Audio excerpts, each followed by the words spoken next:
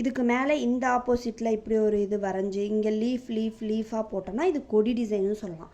So இந்த கொடி டிசைனில் இந்த வளைஞ்சு வருது பார்த்தீங்களா, ஒரு ஸ்ட்ரெயிட் லைனில் ஸ்டெம் ஸ்டிச் போடுறதுக்கும் இந்த கொடி டிசைனில் இப்படி வளைஞ்சு வர்றதுக்கும் கொஞ்சம் கஷ்டமாக இருக்கும்.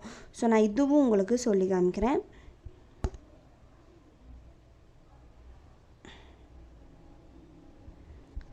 லாக் போட்டுக்கலாம். லாக் போட்டுட்டு ஒரு செயின் ஸ்டிச், அதுக்கு ஒரு குட்டி லாக் ஸ்டிச். இப்போ நான் இப்படி வளைஞ்சு இங்கே வருது பார்த்தீங்களா, இருங்க. இப்போது வளைஞ்சு வருது.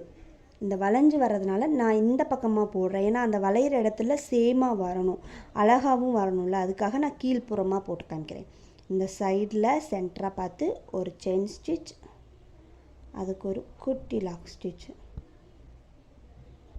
ஸோ நம்ம இங்கே வந்து ஈஸி மெத்தடாக என்ன வச்சுக்கலாம்னா, ஒவ்வொரு செயின் ஸ்டிச்சுக்கும் ஒரு குட்டி லாக் ஸ்டிச் போடணும், அந்த மாதிரி வச்சுக்கோங்க. இப்போ பாருங்கள், அந்த நம்ம டைரக்ஷன் இருக்கும், அது எவ்வளோ வேணால் வளைஞ்சு போட்டோம். நம்மளோட தாட் அந்த பென்சில் ட்ராயிங் இருக்குது பார்த்தீங்களா, அந்த ட்ராயிங்லேயே போயிடணும். நெக்ஸ்ட்டு ஒரு நார்மல் செயின் ஸ்டிச், ஒரு குட்டி லாக் ஸ்டிச் போட்டு பேக்கில் வந்து இப்படி இந்த வளைவெல்லாம் போகும்போது நம்ம ஃபஸ்ட்டு போட்ட த்ரெட்டை கொஞ்சம் இப்படி தள்ளி விட்டோம்னா அது அந்த பொசிஷனுக்கு போயிடும். இன்னும் வளைவாக போகும்போது அப்படியே இது இந்த பக்கமாக வரும். ஸோ அந்த லைனில் நிற்காத மாதிரி இருக்கும். ஸோ அந்த த்ரெட்டை கொஞ்சம் அப்படி நகட்டி விட்டுட்டு அந்த ஸ்டிச்சை கண்டினியூ பண்ணோம்னா அது அந்த ஷேப் கொடுத்துரும். குட்டி லாக் ஸ்டிச், திருப்பி இங்கே ஒரு செயின் ஸ்டிச், குட்டி லாக் ஸ்டிச்,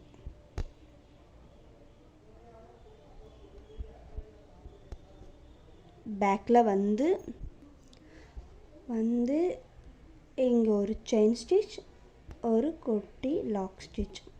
அவ்வளோதான். இதோட தாட்டே இதுதான். முன்னாடி ஒரு செயின் ஸ்டிச் போகணும், அதுக்கு ஒரு லாக் ஸ்டிச், திருப்பி பேக்கில் வந்து இதோட சைடில் இப்போ அப்படி போகணும். இப்போ இந்த டைரெக்ஷனில் ஒரு செயின் ஸ்டிச், ஆனால் அதோட டிஸ்டன்ஸ் கொடுக்குற செயின் ஸ்டிச்சோட டிஸ்டன்ஸ் சேமாக இருக்கணும். இப்போ பார்த்தீங்களா, இப்படி பண்ணும்போது நம்ம இங்கே குத்துனோம்னா அது அந்த வளைவு பாருங்களேன் இங்கே தெரியுது பார்த்தீங்களா. ஸோ இப்படி குத்தும்போது இந்த த்ரெட்டை கொஞ்சம் உள்ளே தள்ளி குத்தலாம். இப்படி உள்ளே தள்ளி நம்ம குத்துனோம்னா அந்த த்ரெட் வந்து அந்த நம்ம ட்ராயிங் பண்ண இடத்துக்கு போயிடும். அவ்வளோதான்.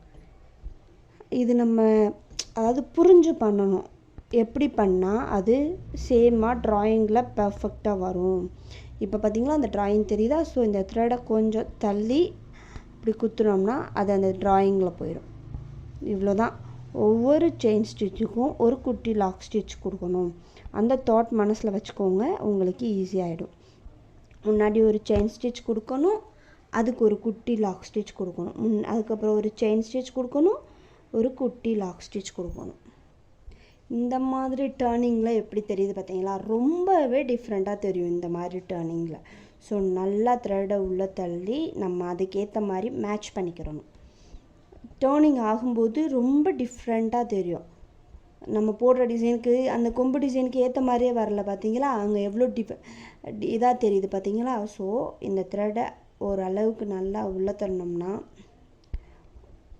அந்த கொம்பு டிசைன் பொசிஷனுக்கு வந்துடும்.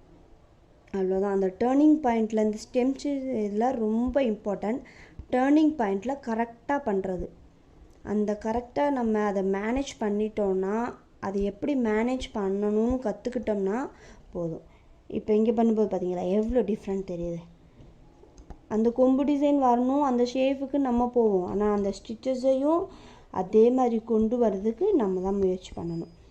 இப்போ இந்த த்ரெட்டை முடிஞ்ச அளவுக்கு உள்ளே தள்ளி பண்ணிங்கன்னா ஓரளவுக்கு அந்த கொம்பு டிசைன் ஷேப் வந்துடும். பாருங்கள் ஃபினிஷிங்கில் எப்படி டிஃப்ரெண்ட்டாக இருக்குது, கொம்பு டிசைன் மாதிரியே இருக்காது. ஸோ அதை உள்ளே தள்ளி இப்போ நான் இங்கே ஃபினிஷ் பண்ண போகிறேன். ஸோ லாக் ஸ்டிச்சுக்கு பதிலாக எண்டு நாட் போட்டு ஃபினிஷ் பண்ண போகிறேன். அதான் நம்ம எங்கே ஃபினிஷ் பண்ண போகிறோம். திருப்பி போயிட்டு அங்கே ஒரு நார்மல் செயின் ஸ்டிச் கொடுத்துட்டு அங்கே போய் பண்ணோம்னா அது வந்து ஸ்டெம் ஸ்டிச் மாதிரி இருக்கா சொன்னல. இப்போ இங்கே எண்டு நாட் பண்ணியாச்சு. அவ்வளோதான். ரொம்ப ஈஸி.